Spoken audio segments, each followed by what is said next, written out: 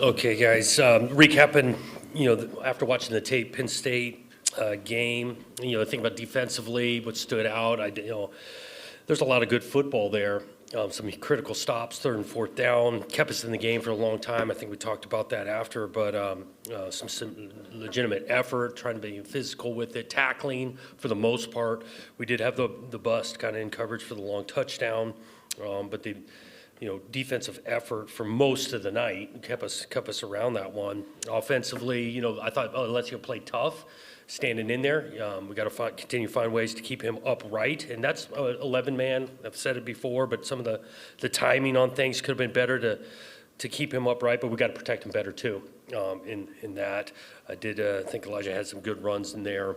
Obviously, the first one in the game, but there's some quality runs there, but just not enough offensively to finish drives, especially a couple missed opportunities with field position that we didn't take advantage of. It could have made a difference in the game, didn't do it. And then special teams wise, still some things to clean up. I thought some effort though. Jammers and gunners, so both sides of the punting aspect, there was some quality play. Avion Grosshorn running down, making a huge tackle. Keyshawn Williams, a true freshman, doing some things on punt. Eckley had some good hang time and direction there. So we're going to need it head into this week with the outfit we're playing on special teams, and I know we'll get into those guys. And so give Iowa a ton of respect, deep respect, really, for Coach Ferentz and winning his coach in Big Ten history. Been doing it at a high level for a long time and in a first-class manner. The way he operates, and this team is similar to what they're known for. They play really good defense, make it hard in a lot of ways, whether you're trying to run it or throw it. The quarterback makes a difference. His experience you can see on tape and making good decisions with it. It complements a really good run game, which Iowa, again, is known for. Throw in then the special team side, big-time returner. They make it difficult and a hostile place to play.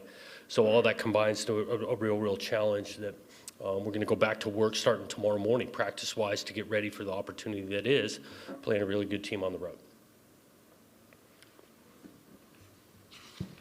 Jonathan, I'm wondering if you have any sort of injury update on Aiden for the week ahead, and then also for the guys like Galante and Dooley and guys who've had injuries that they aren't out for the season, but it's sort of getting short in the season. If you anticipate that those guys might be able to play these next two games. On Aiden's side, we're going to kind of see if he can work himself to being available by the end of the week. I think there's a potential chance. He doesn't have something that's deemed like he's out for the rest of the year, so we'll see at the end of the week on him. The last report I got yesterday, we didn't go into detail on a couple of those long-term guys, but we're not anticipating someone who's been out, 8-10 weeks for this week to come back. I'm wondering when you went back and did look at the offensive line, and what were the pluses and minuses you saw, particularly with the young guys, and when you look at the lumps that they've taken the last few weeks, how important is that for long-term development for those guys? In particular, I'm thinking like obviously Rustin and Rakeem. The two redshirt freshmen. Yep. I think watching the tape, some of the maybe call it plus sides, they did have multiple snaps, just kind of showing some of their athleticism on the wide zone plays, athleticism in regards to changing direction and some pass pro.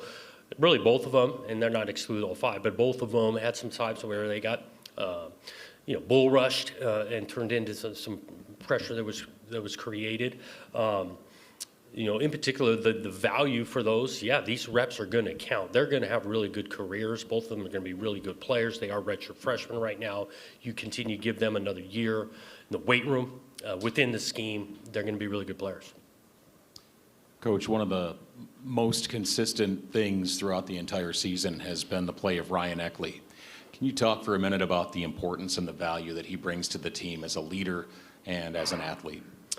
Yeah, he's been really consistent. He's talented, right? And so a lot of talented players. Well, what makes them be so consistent is his approach, his maturity. I do think he's a good teammate in regards to knowing his role can be a vital factor. Because it's not just about how far he can kick it; it's where he's kicking it, the hang time of it. I appreciate the leadership. He's owned a couple bad reps by him. He's owned that, and he's a talented, gifted player that can change field position in a hurry, and he's got a long future ahead of him, I believe, playing this game. Speaking of bull rush, your quarterback Alessio got beat up pretty bad the other day. Did he practice today? I mean, he got battled around pretty good, didn't he? He did, in regards to getting batted around. We don't practice on Mondays. We didn't practice yesterday, so we'll kind of see, but he is definitely mid-season healthy after a couple starts. So he's okay.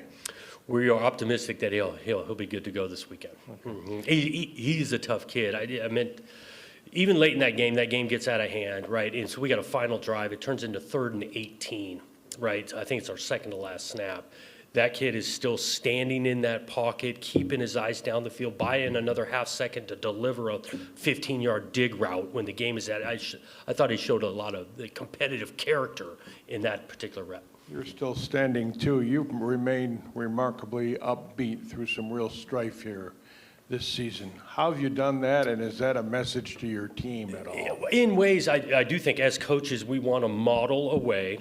And so what we ask of our players, can we model the same in regards to going back to work, understanding that, yeah, we've come up short. Well, what do? You start to point the finger, that kind of thing. You own what you control. We do this thing together, and all of those things to try to model in regards to being, the leader of a group of guys that they've been working really hard. We've come up short, and that's, tough to go through.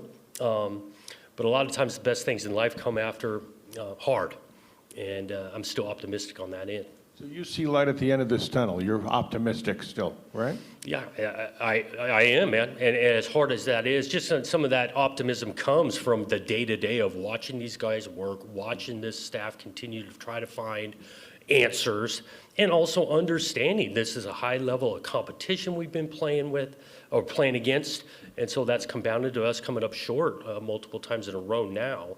But I feel like even in a couple of those games, a few plays could change the game. We're not that far away from getting ourselves 2, 3, 4 wins. I'm not here to say 7, but 2, 3, 4. I don't think we're that far away.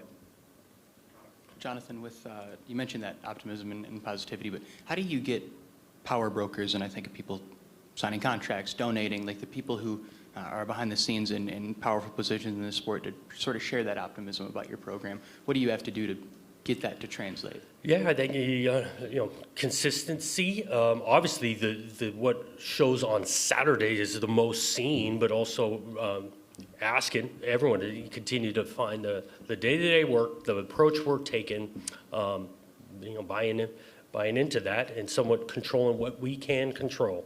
As a coach, as the coaches, as the players, what we can control is how we go to work tomorrow, and then obviously how hard and how well we play on Saturday. You've only got 2 more games in this season. Do you feel like you have enough runway to sort of prove those things and sort of, I guess, win people over to that point? What I know is we've got 2 more games. And so that's the complete focus in regards to keeping the main thing, and our approach. We know we've got 2 more, and we know we've got practice on Tuesday, and we know we've got some redshirt freshmen out there playing, and we know we've got some guys working, and so to continue to push to get that, all of those things better each and every day. Coach, right here, you mentioned earlier that Iowa's defense is going to compose some challenges. They're ranked top 10 in total defenses. I was wondering from watching the tape, what makes this defense so dangerous? Yeah, complete, I'd describe it. You talk about the front, challenging, physical, well-coached, sound. They don't try to, trick you a ton in regards to they know their scheme, and it's a solid, good scheme. They've been doing it for decades now.